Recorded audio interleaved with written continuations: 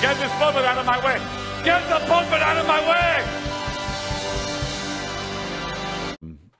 You know, this man, Pastor Benny Hinn, has been has had a great impact on my life, and I'm sure on many people who are watching. And we're about to call him right now, and it's going to be amazing. Verse 20, it says, "But you have an anointing from the Holy One." And Pastor Ben and I, we talk about and affectionately about you a lot, Pastor Benny, and I think about anyone on the earth at the moment that understands the anointing, it's you. And so I was wondering if you could talk to us and our listeners about the importance of the anointing and how you've been able to understand the anointing and grow in the anointing so much, because we're in the last days and we really need to understand this. Well, thank you for asking.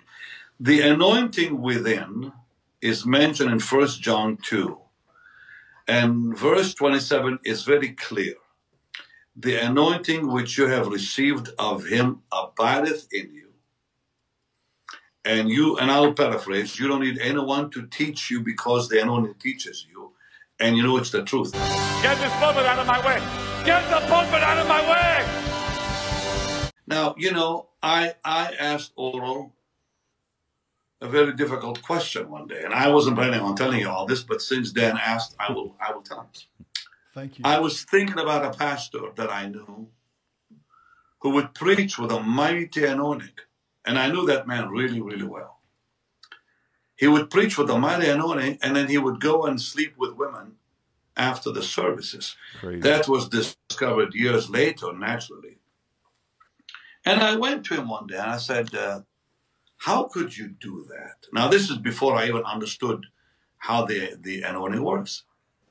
I said, how could you do that? You could preach with such power and after the service walk into a room and sleep with a girl. And he, of course, began to weep and told me how he was molested when he was young and on and on and on. That did not really impress me or convince me of anything. So I'm asking Oral. This is after years later. I said, Oral, tell me, how can a man preach with such power where you sit there and you are amazed by the ministry that he's giving to you, and afterwards go sin against God within hours he's with a woman? Oral looked at me without hesitation. He said, the anointing. I was in shock. I almost fell off my seat. I was alone with him in his home. I said, the anointing? He said, absolutely.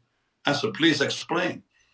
He said, when the anointing comes on a person, it stirs up the emotions.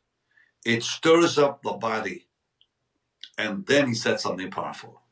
And it stirs up every weakness within him that's not under control. Listen to this. He said, it stirs up everything in that man, good and bad. I said, run that by me again. He said, quite simple. He said, if a man has a problem with adultery and that weakness is not under control, it will be stirred under the anointing. Absolutely. That after God uses him, he will go and do something like that other man did. And the anointing that comes on you, that stirs up the emotions, stirs up your strength physically, will stir up everything else with it. That's why he said, the greatest men have sinned after their greatest moments. And it was a shock to me. This was way years ago. And then I began thinking about all the things I read about different people, and then things went on to happen with people I knew that had a problem, sadly. And many of them are not, you know, with us, they're gone. Now, Oral said this to me. He said, well, he said, it's more important to pray after God uses you than before. Yes. I was just going to say, this makes so much sense to me, because the anointing, people might say, well, you know, where's that in the Bible that the anointing even stirs up the weakness in you? Get this pulpit out of my way. Get the pulpit out of my way. And I just go through the motion. Hallelujah. Lift up your hands.